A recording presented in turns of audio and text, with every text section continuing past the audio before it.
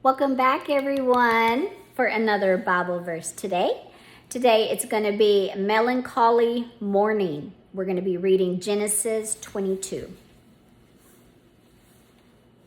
Genesis chapter 22. It happened after these things that God tested Abraham and said to him, "Abraham," he said, "Here I am." He said, "Now take your son, your only son, whom you love, even Isaac, and go into the land of Moriah. Offer him there for a burnt offering on one of the mountains which I will tell you of." Abraham rose early in the morning and saddled his donkey and took 2 of his young men with him and Isaac his son. He split the wood for the burnt offering and rose up and went to the place of which God had told him. On the 3rd day Abraham lifted up his eyes and saw the place far off. Abraham said to his young men, "Stay here with the donkey, the boy and I will go yonder. We will worship and will come back to you." Abraham took the wood of the burnt offering and laid it on Isaac his son. He took in his hand the fire and the knife. They both went together. Isaac spoke to Abraham his father and said, "My father." He said, "Here I am, my son." He said, "Here is the fire and the wood, but where is the lamb for a burnt offering?"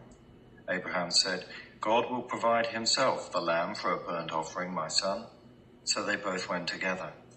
They came to the place which God had told him of. Abraham built the altar there and laid the wood in order, bound Isaac his son and laid him on the altar, on the wood.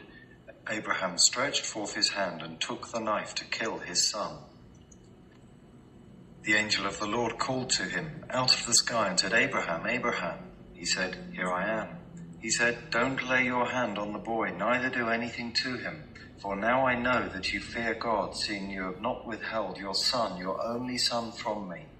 Abraham lifted up his eyes and looked and saw that behind him was a ram caught in the thicket by his horns. Abraham went and took the ram and offered him up for a burnt offering instead of his son. Abraham called the name of that place, "The Lord will provide."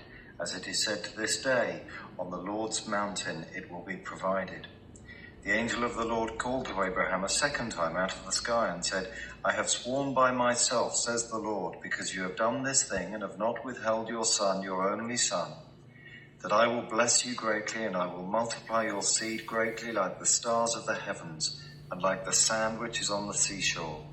Your seed will possess the gate of his enemies. In your seed will all the nations of the earth be blessed, because you have obeyed my voice." So Abraham returned to his... Okay.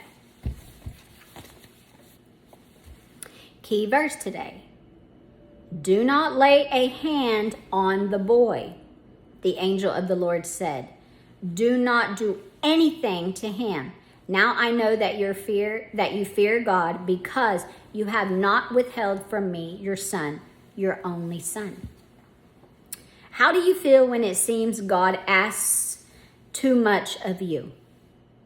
What kinds of tests have you gone through? Did God help? It was just a morning stroll, or was it? One melancholy man and his son would end up at Mount Moriah. It must have been a rather silent journey.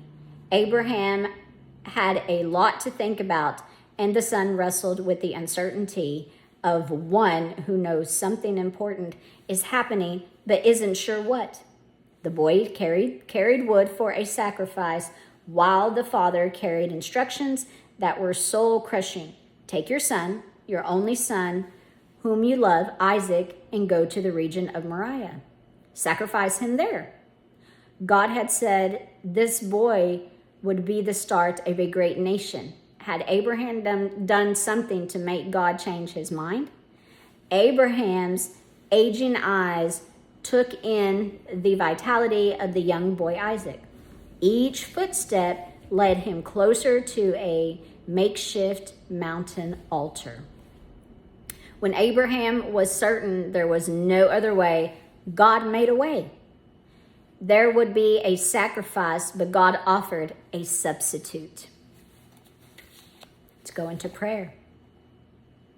I can't always understand why you test me, Lord, but I am better for enduring tests that stretch my faith and try my patience. I am not you, and I am not allowed to see the end results, but each challenge leads me to the wisdom that stories of your faithfulness are at the end of my personal stories. Help me share your faithfulness. I sure hope each and every one of y'all does that, to share your faithfulness. Hope y'all have a wonderful day.